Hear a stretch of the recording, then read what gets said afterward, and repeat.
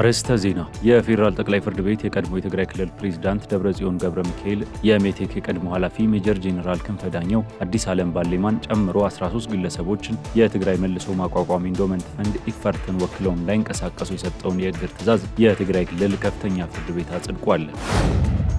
የኢትዮጵያ የደረጃዎች ኢንስቲትዩት በሀገሪቱ የሚመረቱ ቁልፍ የምግብ ምርቶች ላይ የብሔራዊ የበለጸገ ምግብ ምልክት ፎርቲፋይድ አጠቃቀም ከዚህ በኋላ ግዴታ መሆኑን አስታወቀ። ውሳኔው በተለይም በስንዴ ዱቄት፣ በምግብ ጨውና በምግብ ዘይት አምራቾች ላይ ተፈጻሚ የሚሆን ሲሆን ዓላማውም የህብረተሰቡን ጤና መጠበቅና የተመጣጠነ ምግብ እጥረትን መቅረፍ መሆኑ ተገልጿል። የኢራኑ ፕሬዝዳንት መሱድ ፔዚሽኪያን ሀገራቸው ከአሜሪካ ከእስራኤልና ከአውሮፓ ጋር በሁለንተናዊ ጦርነት ላይ መሆኗን አስታወቁ። ፕሬዝዳንቱ ለሀገሪቱ መገናኛ ብዙሃን በሰጡት መግለጫ ምዕራባውያን ኢራንን በኢኮኖሚ በባህልና በደህንነት ዘርፎች በማነቆ ውስጥ በማስገባት ለማንበርከክ እየሰሩ መሆኑን ገልጸዋል።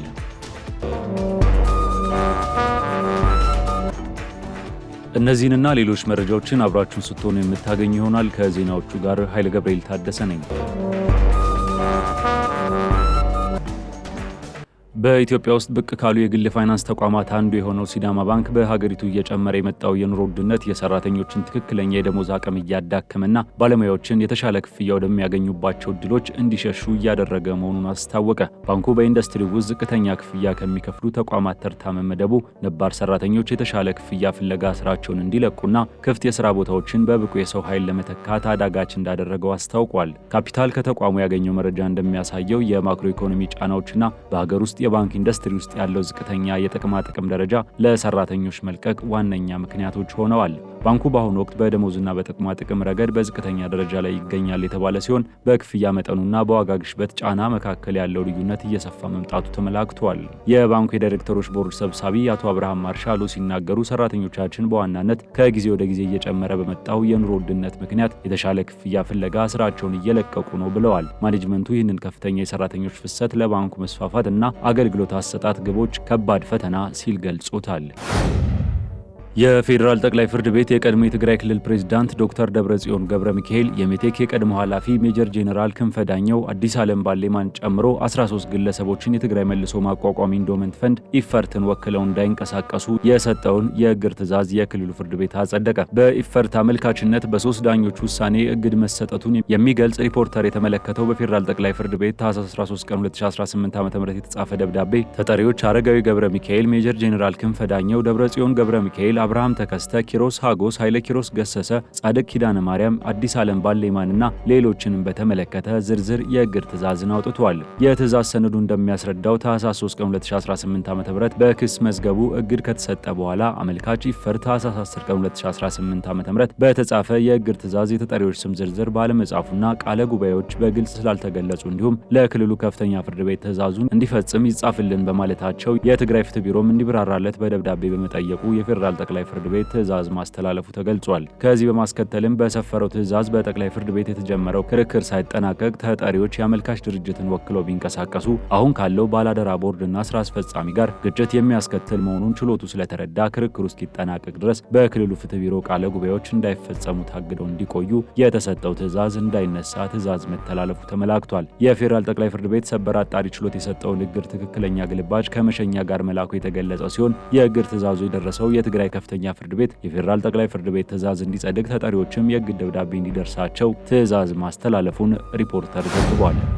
የኢትዮጵያ ደረጃዎች ኢንስቲትዩት በሀገሪቱ የሚመረቱ ቁልፍ የምግብ ምርቶች ላይ የብሔራዊ የበለጸገ ምግብ ምልክት ፎርቲፋይድ አጠቃቀም ከዚህ በኋላ አማራጭ ሳይሆን ሕጋዊ ግዴታ መሆኑን አስታወቀ። ውሳኔው በተለይም በስንዴ ዱቄት፣ በምግብ ጨውና በምግብ ዘይት አምራቾች ላይ ተፈጻሚ የሚሆን ሲሆን ዓላማውም የህብረተሰቡን ጤና መጠበቅና የተመጣጠነ ምግብ እጥረትን መቅረፍ መሆኑ ተገልጿል። በኢንስቲትዩቱ የስኪምና የደረጃ ምልክት አስተዳደር ስራ አስፈጻሚ አቶ ሊያር ሌንጮ እንደገለጹት እርምጃው በምግብ ውስጥ ለጤና ወሳኝ የሆኑ ጥቃቅን ንጥረ ነገሮች መኖራቸውን ለማረጋገጥ ያለመ ነው። ይህም በተለይም በህፃናት ላይ የሚከሰተውን መቀጨጭ ለመከላከልና ለነፍሰ ጡር እናቶች አስፈላጊውን የተመጣጠነ ምግብ ተደራሽ ለማድረግ ጉልህ ፋይዳ እንዳለው አስረድተዋል። ኢንስቲትዩቱ ምልክቱን ያላግባብ በሚጠቀሙ ወይም ግዴታቸውን በማይወጡ አካላት ላይ ጠንካራ ማስጠንቀቂያ አስተላልፏል። ይህ ድንጋጌ ተላልፎ የሚገኝ ማንኛውም አካል ከ1 እስከ 5 ዓመት በሚደርስ ጽኑ እስራትና ወይም እስከ 500 ሺህ ብር በሚደርስ የገንዘብ መቀጮ እንደሚቀጣ ኢንስቲትዩቱ በጥብቅ አሳስቧል። እንደ ኢንስቲትዩቱ መረጃ እስካሁን ድረስ በምግብ፣ በኬሚካል፣ በኮንስትራክሽን፣ በሲቪል በመሐንዲስነትና በኤሌክትሪክ ዘርፎች የተሰማሩ 347 አምራቾች የብሔራዊ ደረጃ ምልክት የምስክር ወረቀት አግኝተው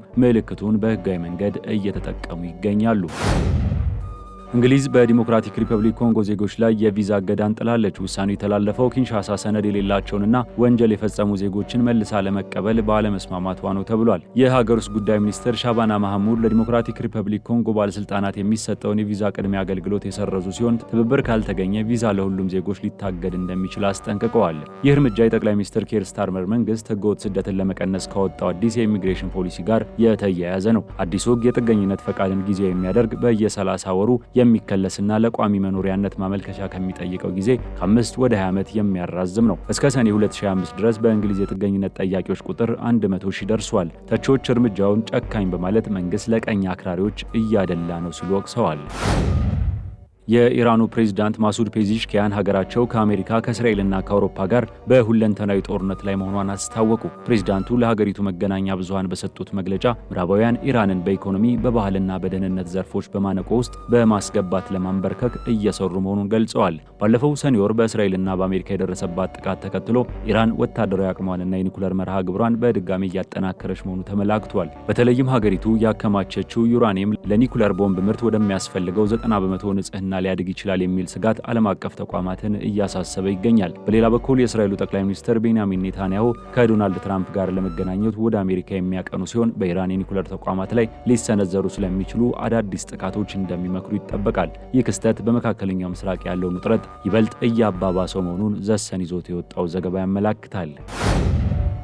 የአሜሪካው ፕሬዝዳንት ዶናልድ ትራምፕ የዩክሬን ጦርነት ከመቼውም ጊዜ በላይ ሊቋጭ ተቃርቧል አሉ። ፕሬዝዳንቱ ይህንን ያሉት የዩክሬን አቻቸው ቮሎዲሚር ዜሌንስኪን በፍሎሪዳ ተቀብለው ካነጋገሩ በኋላ ሲሆን ይሁንና ድርድሩ ብዙ ውስብስብ ጉዳዮች እንደሚቀሩትና በማንኛውም ሰዓት ሊቋረጥ እንደሚችል አስጠንቅቀዋል። ይህም ጦርነቱን ለተጨማሪ በርካታ ዓመታት ሊያስቀጥለው እንደሚችል ነው የገለጹት። ትራምፕ ከዚህ ቀደም ብለው የሩሲያውን መሪ ቭላዲሚር ፑቲንን ለ2 ሰዓት ተኩል ያህል በስልክ ማነጋገራቸው የተዘገበ ሲሆን ፑቲን አሁንም ሰላም ይሻሉ፣ ውይይታቸውን በጣም ቆንጆ ነበር ሲሉ ነው የስልክ ንግግሩን ያሞካሹት። የትራምፕንና የፑቲንን የስልክ ውይይት ያረጋገጡት የፑቲን የውጭ ጉዳይ አማካሪ ዩሪ ኡሻኮቭ በበኩላቸው ውይይቱ በአሜሪካ አነሳሽነት እንደተካሄደና ወዳጅነት የታየበት እንደሆነ ገልጸው በቅርቡ በድጋሚ ሊገናኙ ይችላሉ በማለት ፍንጭ ሰጥተዋል። ይሁን እንጂ በሩሲያ የተያዙ የዩክሬን መሬቶች ቀጣይ ዕጣ ፈንታ፣ የዩክሬን የደህንነት ዋስትናን በተመለከተ እንዲሁም በርካታ አከራካሪ ጉዳዮች አሁንም መስማማት ላይ እንዳልተደረሰባቸውና መፍትሄ እንደሚፈልጉ በስፋት ተዘግቧል። በሁለቱም ተፋላሚ ወገኖች መካከል በየጦር ሜዳው የሚደረገው ጠንካራ ውጊያም የቀጠለ ሲሆን የዜሌንስኪ ወደ አሜሪካ መብረር ተከትሎ የሩሲያ ጦር በዩክሬን ዋና ዋና ከተሞች ላይ ከባድ የአየር ላይ ጥቃት መፈጸሙ ይታወሳል ሲል የዘገበው አሶሺየትድ ፕሬስ ነው።